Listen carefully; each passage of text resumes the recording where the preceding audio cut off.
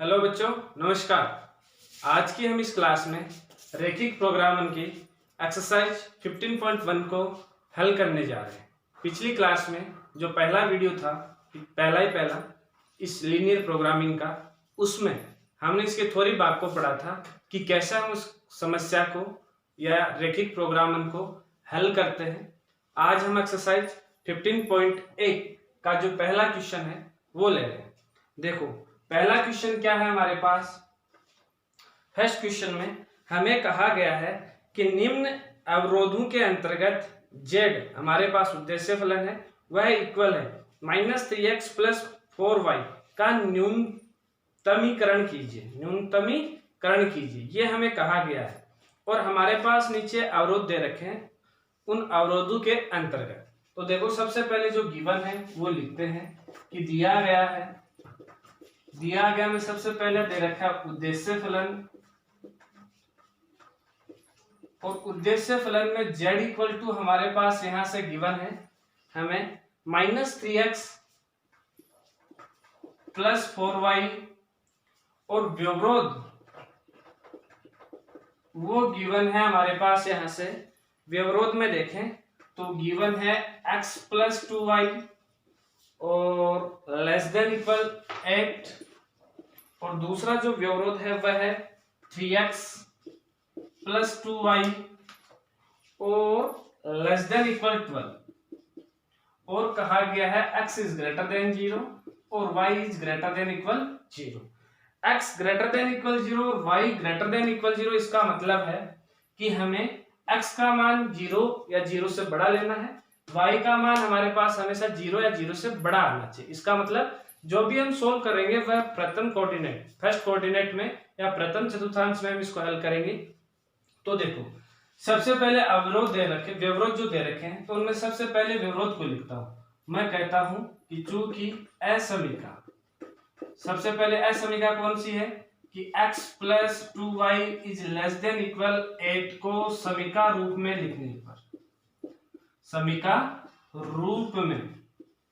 लिखने पर, यदि मैं इसको सबसे पहले समीका रूप में लिखता हूं तो समीका रूप में आता है हमारे पास x + 2y इक्वल हो चुका है 8। अब ये एक समीका बनी, समीकरण बना एक, ठीक है, दो चर वाला रैखिक समीकरण बना।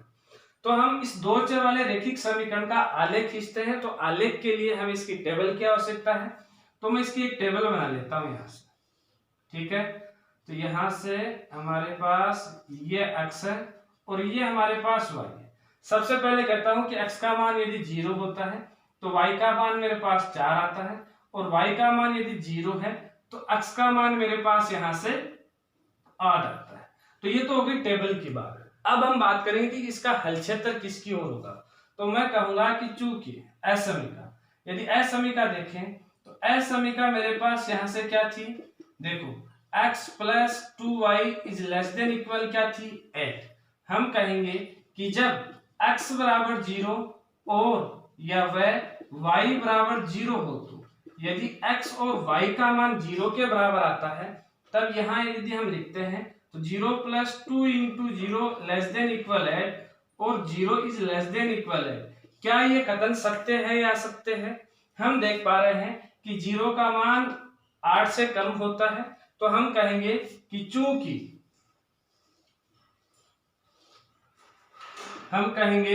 चूंकि कथन सत्य है, इसलिए असमीका का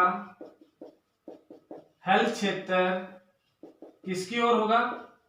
हल क्षेत्र मूल बिंदु की ओर होगा। ये तो होगी पहली बात, ठीक है। पहली असमीका को हमने हल किया। तो असमीका का आलेख खींचेंगे तो इस टेबल का उपयोग करेंगे। उसके बाद में जो आलेख खींचा है और उस आलेख से हम हल क्षेत्र किसकी ओर करेंगे? मूल बिंदु की ओर करेंगे।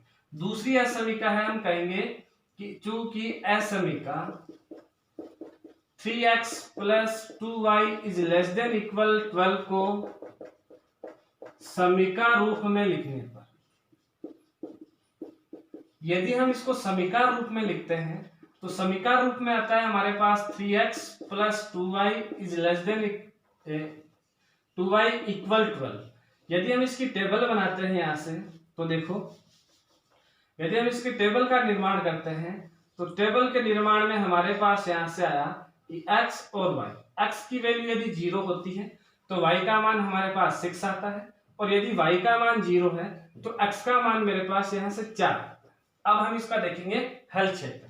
तो हल क्षेत्र देखने के लिए हम यहाँ से कहेंगे कि असमीका को क्या थी हमारे पास यहाँ से 3x + 2y = 12।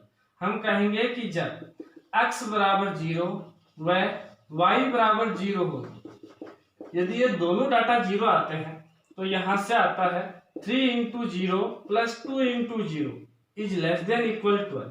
और यहाँ से मैं देखता हूँ कि 0 = क्या आ रहा है 12।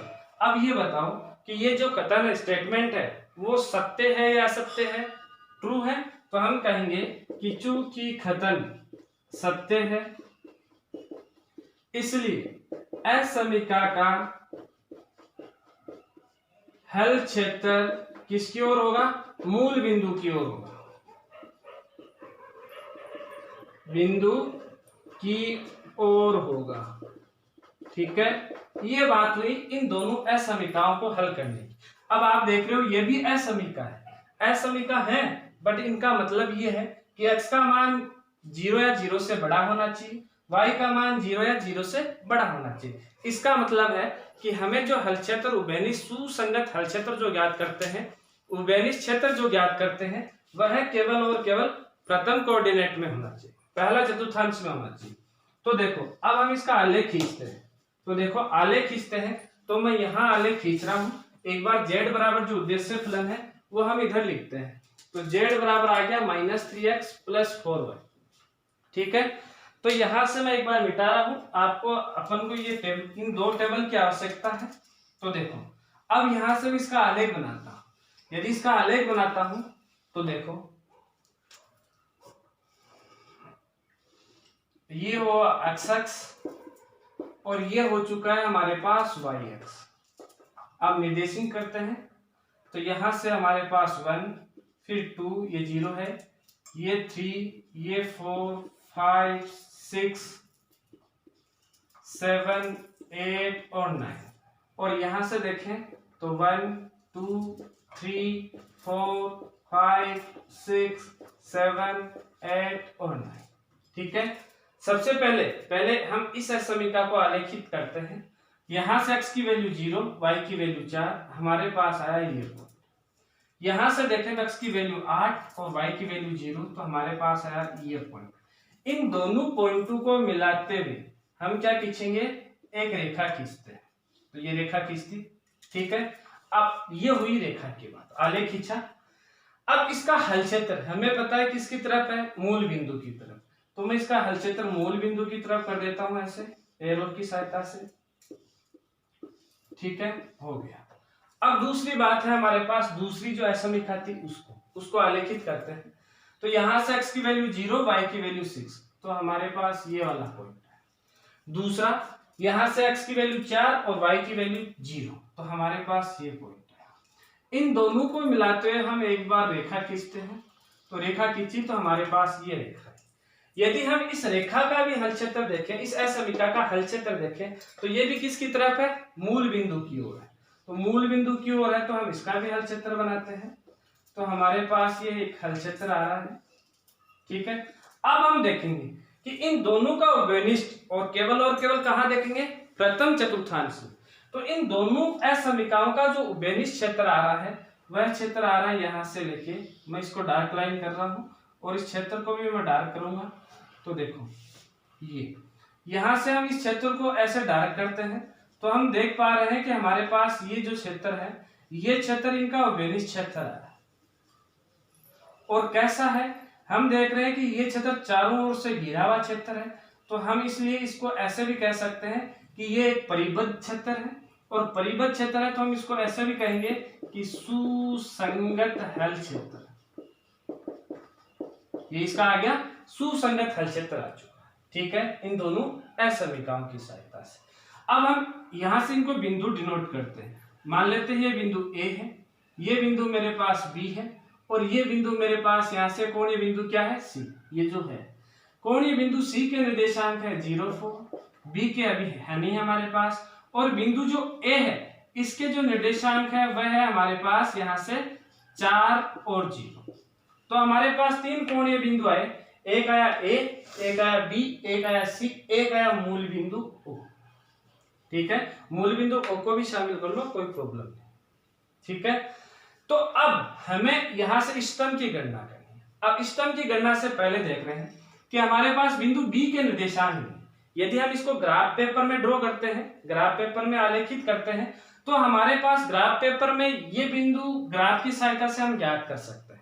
ठीक है, मैंने एक ऐसे मान लो कि पेज पे एक रफ पेज पे ड्रॉ किया है या एक फेयर पेज पे ड्रॉ किया है, तो मेरे पास ये बिंदु ज्ञात करने में मुझे क्या हो रही है, प्रॉब्लम हो रही है। परंतु ये मैं देख रहा हूं कि ये हमारे पास यहाँ भी पहली असमिका से हमने एक रेखा बनाई, समीका का समीकरण बनाया, और दूसरी असमिका से भी हमने समीका का समीकरण बनाया, और ये जो रेखाएं हैं वो किसी एक समीका का क्या है, आलेख है। आलेख है तो हम देख रहे हैं कि ये दोनों जो रेखाओं का जो समीकरण था वह एक दूसरे को एक बिंदु बी पर क्या कर रही है, प्रतिच्छेद कर रही है।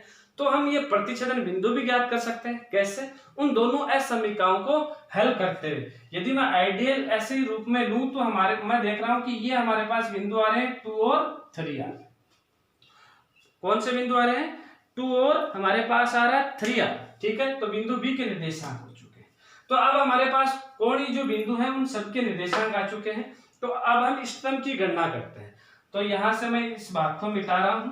हमारे पास ये जो ग्राफ है, ये ग्राफ आप ग्राफ पेपर में करेंगे काम। ये जो भी काम है आप ये ग्राफ पेपर में करेंगे। देखो, आपकी जो एग्जाम है राजस्थान बोर्ड की, उस एग्जाम में ये प्रश्नावली 4 अंकों की है, और ये 4 अंक कैसे कैसे है, 1+3। एक नंबर का क्वेश्चन आता है, एक 3 नंबर का क्वेश्चन आता है। तो 1 नंबर वाला जो क्वेश्चन है वह आप जो बोर्ड एग्जाम लगती है उसके पेपर पे ही आपको वो करना है। परंतु क्वेश्चन नंबर जो 3 नंबर का जो क्वेश्चन आता है वह उसके लिए, उस क्वेश्चन के लिए आपको एग्जाम में ग्राफ पेपर मिलेगा, और ग्राफ पेपर पे ही आपको ये जो ग्राफ है ये ड्रॉ करना है। ठीक है, तो इसलिए आप जब फेयर वर्क कर रहे हो तो आप फेयर वर्क में भी ये है जो ग्राफ है ये आप ग्राफ पेपर पे ही ड्रॉ करोगे जो फेयर काम कर रहे हो। ठीक है, तो आप ग्राफ पेपर पे ड्रॉ करना है, ग्राफ बुक ले आना, नोटबुक ले आना ग्राफ की, और उसमें ही आपको ये सब क्वेश्चन हल करने। अब मैं बात करता हूं स्तंभ की गणना की।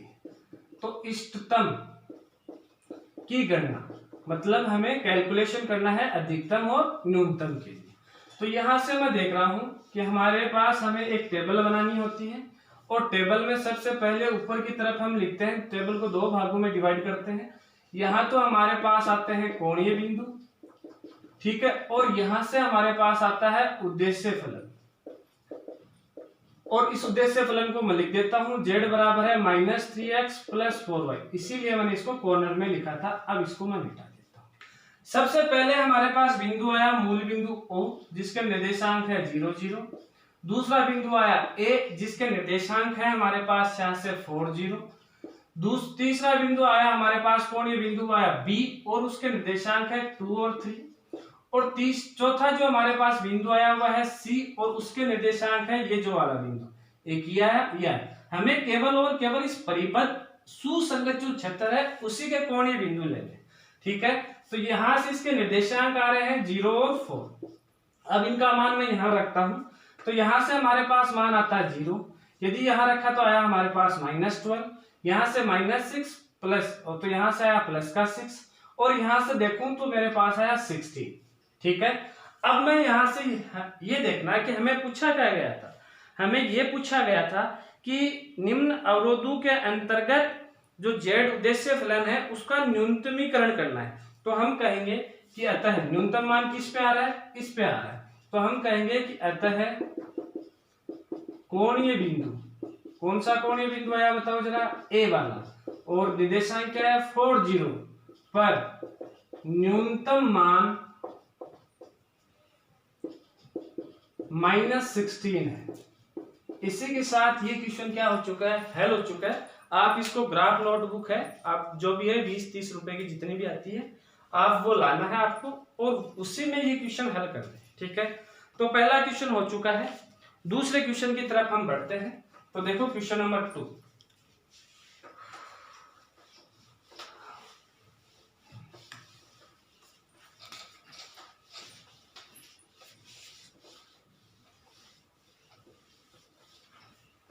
क्वेश्चन नंबर 2 की बात करते हैं। तो क्वेश्चन नंबर 2 में है हमारे पास कि आलेख द्वारा निम्न रैखिक प्रोग्रामिंग समस्या को हल कीजिए और निम्न अवरोधों के अंतर्गत अवरोध दे रखे और उन अवरोधों के अंतर्गत जेड का अधिकतमीकरण कीजिए। तो सबसे पहले हम लिखेंगे यहां से उद्देश्य फलन। उद्देश्य फलन में देखें तो जेड इक्वल मेरे पास यहां से गिवन है और क्या गिवन है कि 3x + 4y। दूसरा है व्यवरोध। व्यवरोध में यदि मैं यहां से देखूं व्यवरोध, और व्यवरोध में मेरे पास यहां से गिवन है, क्या गिवन है, x + y ≤ यहां से दे रखा है 4 और x ≥ 0 और y ≥ 0। ठीक है, तो हमारे पास यदि मैनली देखें तो एक ही असमीका है, ये भी असमीका है, परंतु ये असमीका हमें यही बता रही है कि आपको जो आलेखित क्षेत्र लेना है वह है प्रथम चतुर्थांश में लेना है। तो अब हम बात करते हैं, मैं कहूंगा कि चूंकि असमीका कौन सी ले रहे हैं हम, x + y ≤ 4 को समीका रूप में लिखने को। यदि मैं इसको समीका रूप में लिखता हूं तो समीका रूप में लिखने पर मेरे पास आता है x + y = 4। जैसे मैं बना रहा हूं, जैसे मैं बोर्ड पे आपको क्वेश्चन करवा रहा हूं, फिर काम आपको वैसे ही करना है। ठीक है, तो मैं अब इसकी टेबल बनाता हूं। ठीक है, टेबल बनाते हैं तो हमारे पास हम पाते हैं कि ये x है, ये y। x = 0 तो y का मान 4 और y का मान 0 तो x की वैल्यू क्या है, 4। अब हम देखना है कि इसका हल क्षेत्र किसकी तरफ है। तो असमीका है हमारे पास x + y ≤ क्या दे रखा है, 4। अब हम क्या कहेंगे, यहां हम कहेंगे कि जब इस असमीका में x = 0 व y = 0, x और यदि y का मान 0 के बराबर पाया जाता है तो यहां से आता है कि 0 + 0 ≤ 4 और 0 ≤ 4। क्या बताओ कि ये जो स्टेटमेंट है ये सत्य है या सत्य है, ट्रू है या फॉल्स है, ट्रू है।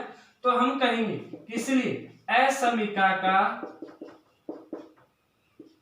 हल क्षेत्र किसकी तरफ होगा, मूल बिंदु की ओर होगा, अब बात करते हैं, एक ही असमीका थी, इनका तो मतलब प्रथम चतुर्थांश से है सुसंगत क्षेत्र का। तो हम ड्रॉ करते हैं आलेख। ये हुआ हमारे पास x और ये हुआ हमारे पास y।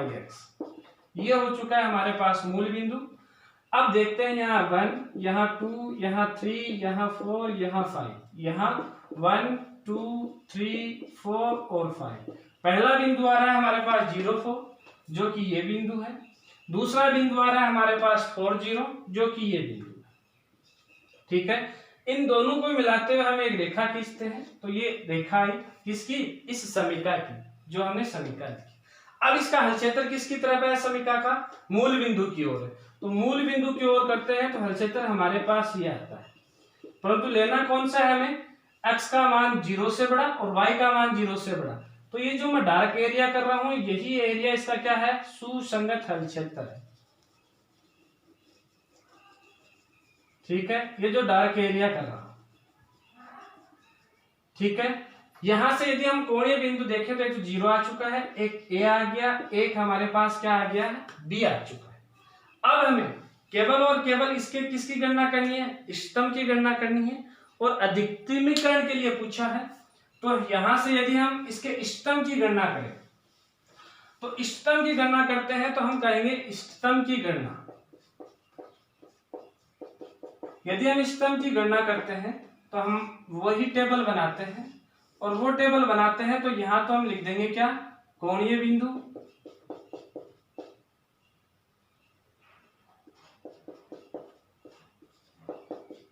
और इधर आ जाएगा हमारे पास उद्देश्य फलन। और उद्देश्य फलन z बराबर क्या था, 3x + 4y। अब देखो कोणीय बिंदु एक तो आया 0, एक आया a के निर्देशांक यहां से 4, 0 और b के निर्देशांक है वो है 0, 4। तो तीन थे, तीनों के हमने निर्देशांक लिखे। सबसे पहले मूल बिंदु O तो 0 0, दूसरा बिंदु A 4 0 और तीसरा कोणीय बिंदु है C B और जिसके निर्देशांक है 0 4। इनका मान हम इस यहाँ उद्देश्य फलन में रखते हैं तो यहाँ से 0, यहाँ से आया हमारे पास 12 और यहाँ से आया 16। अधिकतम कौन सा आ रहा है 16। तो हम कहेंगे कि अतः कोणीय बिंदु B 0 4 पर अधिकतम मान 16 है। ये इसका सॉल्यूशन हो चुका है। अब हम बात करते हैं नेक्स्ट क्वेश्चन नंबर 3, ठीक है, जिसमें हमें न्यूनतम मान के लिए पूछा गया है। क्वेश्चन नंबर 3 इंपॉर्टेंट क्वेश्चनों में से एक क्वेश्चन है और आप बिल्कुल ध्यान लगा के इसको, मेरी हर बात को आपको सुनना है।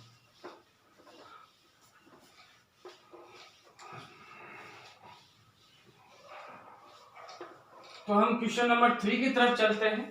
क्वेश्चन नंबर 3 में देखो क्या कहा गया है।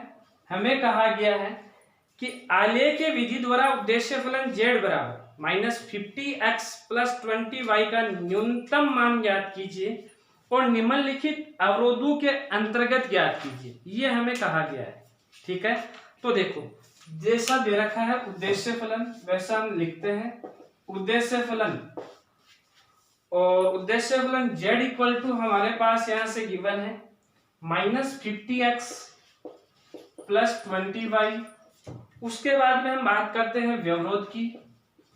तो व्यवरोध को यदि हमें यहां से देखूं तो व्यवरोध मेरे पास गिवन है वह है 2x - y और ग्रेटर देन इक्वल -5।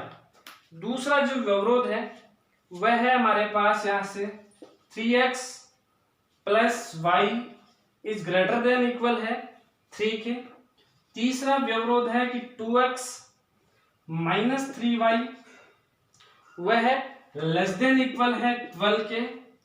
और उसके बाद में है x इज ग्रेटर देन 0 और y is greater than equal 0। मतलब 3 असमीकाएं हैं। इसका मतलब तो वही है कि प्रथम चतुर्थांश में लेना है 3 ये जो असमीकाएं उनको हमें देखना है किसका हल क्षेत्र किसकी तरफ जा रहा है, ठीक है।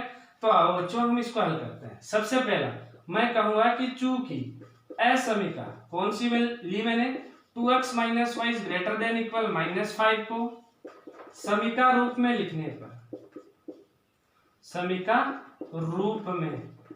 पर यदि मैं इसको समीका रूप में लिखता हूं तो यहां से आता है कि 2x - y इक्वल टू -5। अब यहां से हम इसकी टेबल बनाते हैं। यदि हम टेबल का निर्माण करते हैं तो यहां से हमारे पास ये x ये y, x का मान 0 तो y का मान हमारे पास देखो माइनस ये प्लस हो गया 5 आया, ठीक है। हम कहेंगे कि जब y का मान मेरे पास क्या हो 0, अगर y का मान 0 होता है तो x का मान मेरे पास है -5/2, ठीक है। अब हम बात करते हैं इसका हल क्षेत्र किसकी तरफ होगा। मैं कहूंगा असमीका। तो असमीका को लिखते हैं। असमीका मेरे पास थी यहां से कि 2x - y is greater than equal -5। अब यहां से हम कहते हैं क्या कहेंगे कि जब x बराबर 0 व y बराबर 0 हो तो अगर ये कहानी होती है तो यहां से आता है कि 2 × 0 -0 इज ग्रेटर देन इक्वल -5 और यहां से देख रहे हो 0 इज ग्रेटर देन इक्वल -5। मुझे ये बताओ कि क्या 0 -5 से बड़ा है या नहीं है। तो हम कहेंगे कि चूंकि कथन सत्य है इसलिए असमीका का हल क्षेत्र किसकी तरफ होगा मूल बिंदु की ओर होगा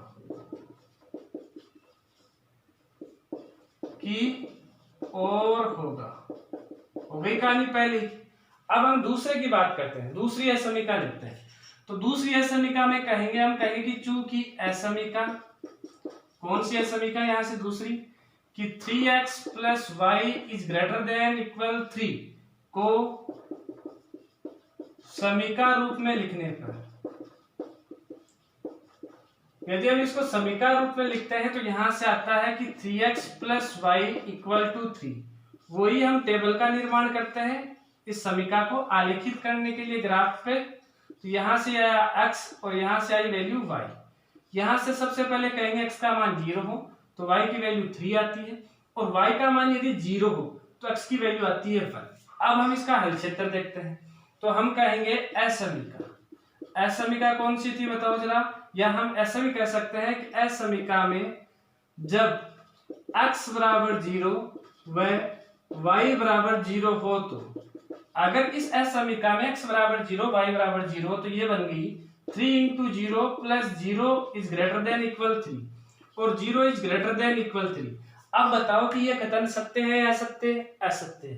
तो हम कहेंगे कि चूंकि कथन असत्य है तो इसलिए यहां से लिखता हूं मैं,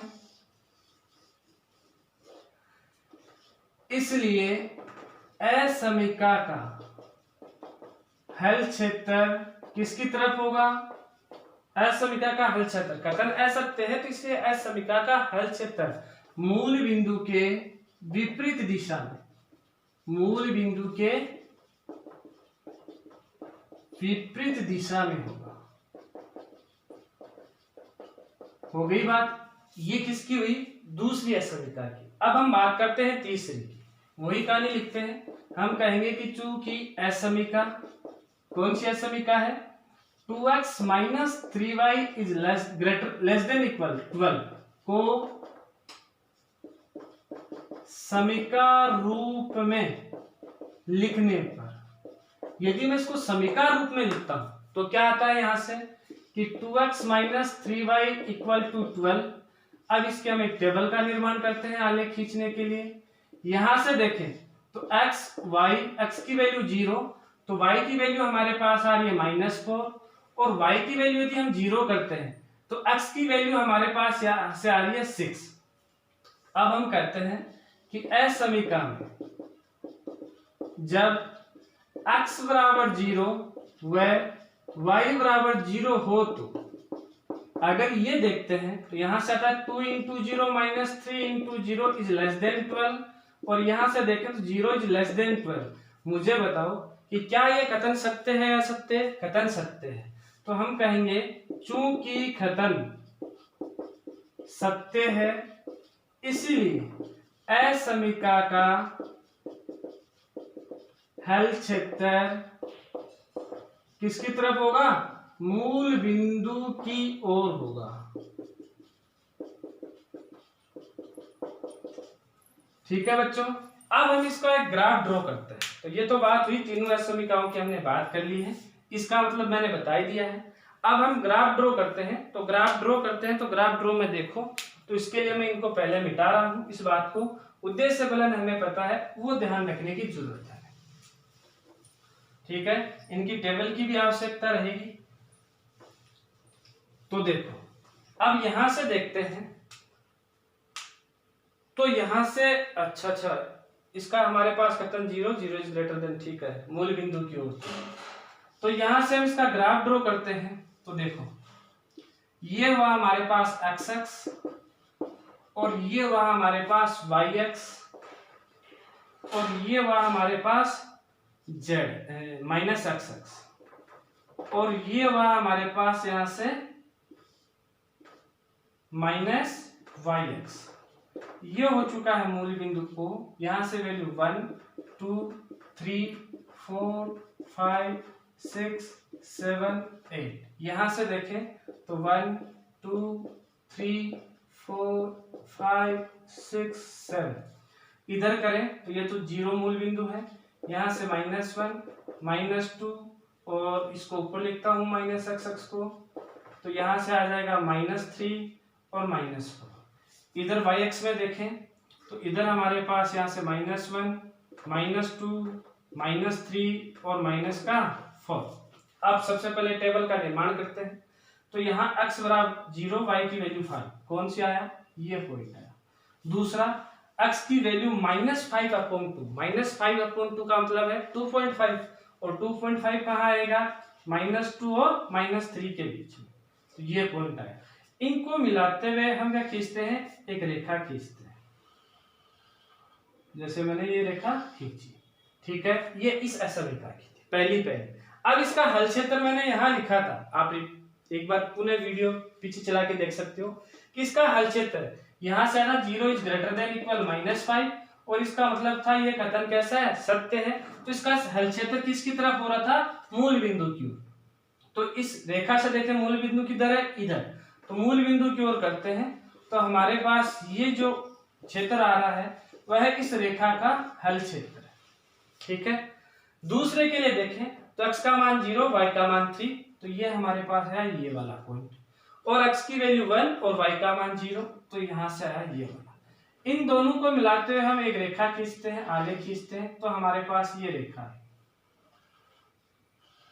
ठीक है, इसका हल क्षेत्र देखें तो हमें कहा गया कि चूंकि कथन असत्य है तो असमिका का हल क्षेत्र मूल बिंदु के विपरीत दिशा में, तो ये हमारे पास मूल बिंदु इधर है तो इसकी विपरीत दिशा ये है, तो इस रेखा की हमारे पास विपरीत दिशा इस साइड।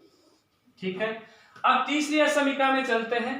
टेबल है यहाँ से 0 -4, तो -4 वाला पॉइंट है हमारे पास यहाँ। उसके बाद में यहाँ से x की वैल्यू देखें 6 और 0, तो ये वाला पॉइंट है हमारे पास यहाँ। इन दोनों को मिलाते हुए हम एक रेखा खींचते हैं, तो ये रेखा ये हमारे पास इस प्रकार से। अब इसका भी हल क्षेत्र देखें तो इसका भी हल क्षेत्र किसकी ओर आ रहा है, मूल बिंदु की ओर। ये रेखा देखें तो इस रेखा से मूल बिंदु किधर है, इधर, तो इसकी ओर है, तो इसका हल क्षेत्र ये वाला है, मूल बिंदु की तरफ। ठीक है, अब इनका मैं उभयनिष्ठ हल क्षेत्र देखूं तो उभयनिष्ठ हल क्षेत्र क्या बन रहा है, ये वाला जो भाग है, केवल और केवल हमें किसमें देखना है, प्रथम चतुर्थांश में। तो मैं इसको डार्क लाइन से कर रहा हूं, ये जो भाग आपको नजर आ रहा है ये उभयनिष्ठ हल क्षेत्र आ रहा है। ठीक है, और ये रेखा इधर। अब एक बार इस उभयनिष्ठ हल क्षेत्र को भी मैं डार्क से कर रहा हूं,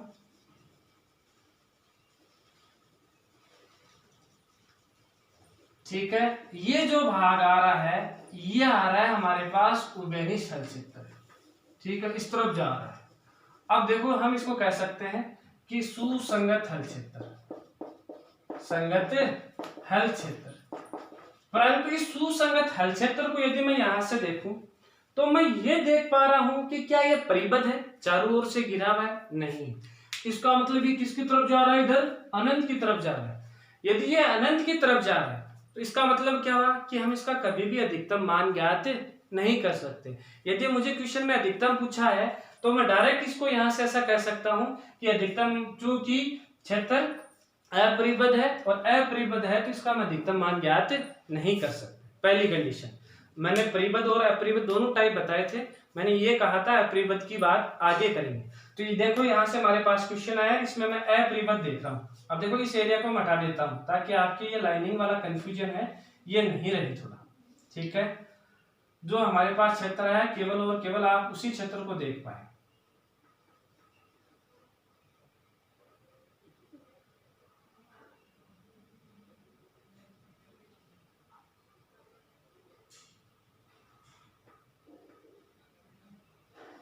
ये एरिया है। ठीक है, अब यदि यहां से मैंने कहा था कि अपरिबद्ध में हम आगे बात करेंगे, तो यहां से हम बात करने लायक अब हमें मौका मिला है। तो अपरिबद्ध में देख रहे हैं कि ये तो इधर जो क्षेत्र है वह अनंत की तरफ जा रहा है, तो इसका अधिकतम मान में कहां प्राप्त होगा, मुझे कहीं प्राप्त नहीं होगा। प्राप्त होगा तो क्या होगा, केवल और केवल न्यूनतम मान, और वह न्यूनतम मान इन कोणीय बिंदु पर प्राप्त होगा। और उसके लिए भी हमारे पास कंडीशन होगी, उसके लिए भी क्या होगी, कंडीशन होगी, वो मैं आगे बताऊंगा आपको। तो हमारे पास यहां से मैं कोणीय बिंदु देखूं तो ये कोणीय बिंदु आ चुका है मेरे पास ए, ये कोणीय बिंदु आ चुका है मेरे पास बी, ये कोणीय बिंदु आ चुका है सी, और ये कोणीय बिंदु आ चुका है ये जो वाला है ये बी।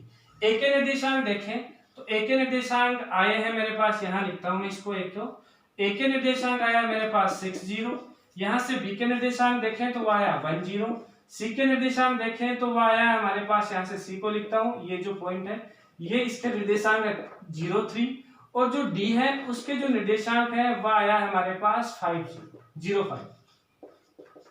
ठीक है, तो हमारे पास 4 बिंदु है। अब हम इसको स्तंभ की गणना के लिए इसकी टेबल बनाते हैं। ठीक है, तो देखो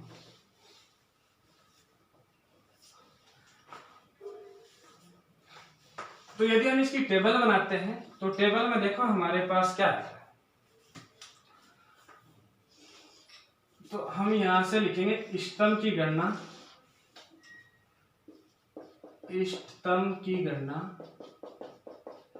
सबसे पहले हमारे पास हम इसको दो भागों में कन्वर्ट करते हैं। पहला तो इधर आ जाएगा कोणीय बिंदु और इधर आ जाएगा हमारे पास उद्देश्य फलन। मैं एक बार उद्देश्य फलन को देखता हूं कि हमारे पास उद्देश्य फलन था क्या। हमारे पास यहां से उद्देश्य फलन था 50x, नोट की -50x, केवल और केवल हमारे पास था -50x प्लस 20y, ये था -50x प्लस 20y। अब सबसे पहले कोणीय बिंदु ए के निर्देशांक लिखते हैं, वह है 60, फिर बी के लिखते हैं, वह है 10, फिर सी के लिखते हैं, वह है हमारे पास 0 और 3, डी लिख दिया यहाँ 0 और 3, और उसके बाद में है डी, और इसके हमारे पास निर्देशांक है 0 और 5। ये मान मैं यहाँ पुट करता हूँ। पुट करते हैं तो यहाँ से आता है -300, ठीक है। यहाँ से देखूँ तो -50, यहाँ से देखें तो हमारे पास +60, और यहाँ से मैं देखूं तो हमारे पास आता है 100। पूछा क्या गया है? पूछा गया है न्यूनतम मान ज्ञात करना है, तो न्यूनतम मान हम प्राप्त कर सकते हैं, ठीक है। यहाँ से मैं न्यूनतम मान देखूं तो कहाँ आ रहा है हमारे पास -300 आ रहा है, यही न्यूनतम मान है, बट ये न्यूनतम मान नहीं है। अभी हम ये नहीं कह सकते कि ये इसका न्यूनतम मान है। क्यों? क्योंकि क्षेत्र कैसा है? अपरिबद्ध। मैंने यही कहा था कि यदि मेरे पास क्षेत्र जो वेरी सुसंगत क्षेत्र है, यदि वह अपरिबद्ध पाया जाता है तो उसमें 100% अधिकतम मान तो ज्ञात होगा ही नहीं, ठीक है। दूसरी कंडीशन ये है, हम उसमें न्यूनतम मान प्राप्त करेंगे, बट कंडीशन क्या है? हम ये चेक करेंगे कि जो हमारे पास ये जो न्यूनतम मान आया है, इस मान को मैं न्यूनतम इस मान के बराबर करता हूं, किसके? उद्देश्य फलन के, और उसका फिर मैं आलेख खींचता हूं। उसका क्या खींचता हूं? आलेख खींचता हूं। तो मैं कहूंगा न्यूनतम मान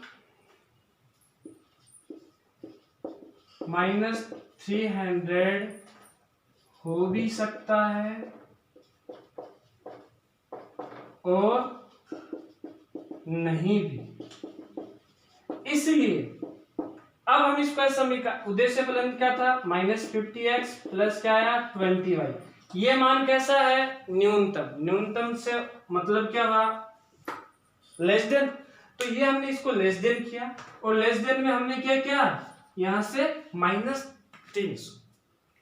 अब हम ये समीकरण है, इस समीकरण को हम असमीकरण, इस समीकरण को हम समीकरण में लिखते हैं। तो हम कहेंगे कि असमीकरण को समीकरण रूप में लिखने पर, यदि इसको समीकरण रूप में लिखते हैं तो -50x plus 20y equal to -300। अब इसकी टेबल बनाते हैं। यदि हम टेबल बनाते हैं तो यहां से x और यहां से y, x की वैल्यू यदि मैं देखूं तो x का मान यदि हमारे पास 0 होता है तो y की वैल्यू आ रही है हमारे पास यहां से 15, 0 से 0 कैंसिल और -15, ठीक है। यदि मैं यहां से y का मान 0 करता हूं तो x का मान आ रहा है हमारे पास 0 से 0 कैंसिल, x का मान आ रहा है 6, ठीक है। ये हमारे पास है। अब हम मान लेते हैं कि इस ग्राफ में यहाँ -50 आ रहा है, जैसे -5, -6, -7, -8, -9। इसकी जरूरत क्यों पड़ी? इसकी जरूरत पड़ी हमें -50, इसको आलेखित करने के लिए। तो ये हमारे पास आया बिंदु ये वाला, और यहां से हमारे पास बिंदु और कौन सा आएगा? 6 और 0, ये वाला। इन दोनों को मिलाते हुए मैं एक रेखा खींचता हूं, इन दोनों को मिलाते हुए मैं खींचता हूं, एक रेखा खींचता हूं, और वह रेखा, ये जो जैसे मैं डैश लाइन में कर दूं इस रेखा को, ठीक है। यहां से मैंने इसको डैश लाइन में किया तो मैं ये पा रहा हूं कि ये जो मैंने रेखा आलेखित की, इस रेखा को, तो ये है उस सुसंगत हल क्षेत्र से जा रहा है, और उस सुसंगत हल क्षेत्र से जा रहा है। तो इसका मतलब ये हुआ कि हमारे पास यहां इस रेखा पे कोई ना कोई इस उभयनिष्ठ बिंदु आ रहा है, और उभयनिष्ठ बिंदु आ रहा है, इसका मतलब न्यूनतम मान यहां भी हो सकता है, यहां भी हो सकता है, यहां भी हो सकता है। हो सकता है या नहीं हो सकता? हो सकता है। तो हम कहेंगे कि चूंकि उभयनिष्ठ बिंदु सुसंगत हल क्षेत्र में है, हमारे पास इस रेखा का, इस जो असमिका का जो उभयनिष्ठ बिंदु सुसंगत हल क्षेत्र में है। अगर इस सुसंगत हल क्षेत्र में है तो यह इसका न्यूनतम मान नहीं होगा, और यदि यह इसका न्यूनतम मान नहीं होता है तो हम इसका न्यूनतम मान ज्ञात नहीं कर सकते। हो गई कंडीशन। यदि ये रेखा इस उभयनिष्ठ हल क्षेत्र से नहीं जाती, या लिखित इस उभयनिष्ठ या सुसंगत हल क्षेत्र से नहीं जाती, तब हम इसका न्यूनतम मान ज्ञात कर सकते थे, और वह न्यूनतम मान क्या होता, -300। अब हम कहेंगे कि चूंकि असमिका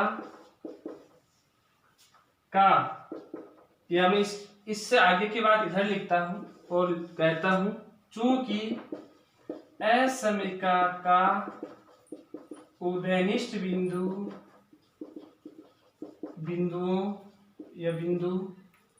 सुसंगत हल क्षेत्र में है, इसलिए -300 न्यूनतम मान नहीं है।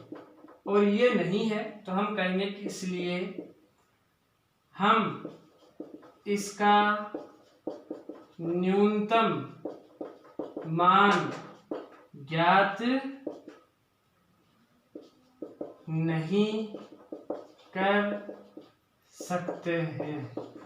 आलेख विधि से हम इसका न्यूनतम मान ज्ञात नहीं कर सकते हैं। और इसी के साथ इसका ये सॉल्यूशन हो चुका है।